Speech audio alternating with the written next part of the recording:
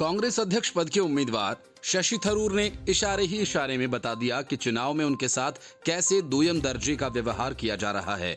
उन्होंने साफ कहा कि कई प्रदेश इकाइयों में उनके प्रतिद्वंदी मल्लिकार्जुन खड़गे का स्वागत किया जाता है और बड़े बड़े नेता उनसे मिलते हैं, लेकिन उनके साथ ऐसा व्यवहार नहीं होता।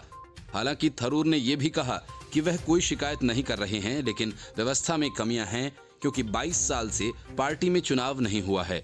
थरूर ने ये बात भी कही कि केंद्रीय चुनाव प्राधिकरण के प्रमुख मधुसूदन मिस्त्री ने स्वतंत्र एवं निष्पक्ष चुनाव कराने का प्रयास किया है। शशि थरूर ने दिल्ली प्रदेश कांग्रेस कमेटी के डेलीगेट निर्वाचक मंडल के सदस्यों के साथ बैठक की और अपने लिए वोट मांगा। इसमें पूर्व सांसद संदीप दीक्षित, दिल्ली महिला कांग्रेस की अध्यक्ष अमृता धवन और कुछ अन्य डेलीगेट्स शामिल हुए।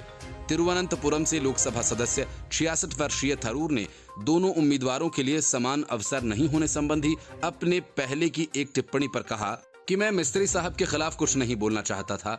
सिस्टम में कुछ कमियां हैं क्योंकि 22 साल से चुनाव नहीं हुए हैं।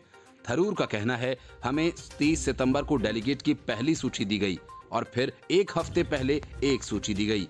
पहली सूची में फोन नंबर नहीं थे। अगर ऐसा है तो फिर कैसे संपर्क करेंगे? बाद में फोन नंबर्स मिले। दोनों सूची में कुछ अंतर था। मेरी ये शिकायत नहीं है कि ये जानबूझकर कर रहे हैं। समस्या ये है कि हमारी पार्टी में कई साल से चुनाव ही नहीं हुए हैं, इसलिए कुछ गलतियां हुई हैं। उन्होंने कहा, मुझे पता है कि मिस्त्री जी स्वतंत्र एवं निष्पक्ष चुनाव कराने के लिए बैठे हैं। मुझे उनसे कोई शिकायत नहीं है। थरूर ने कहा कि कुछ नेताओं ने ऐसे काम किए हैं जिस पर मैंने कहा कि समान अवसर नहीं है।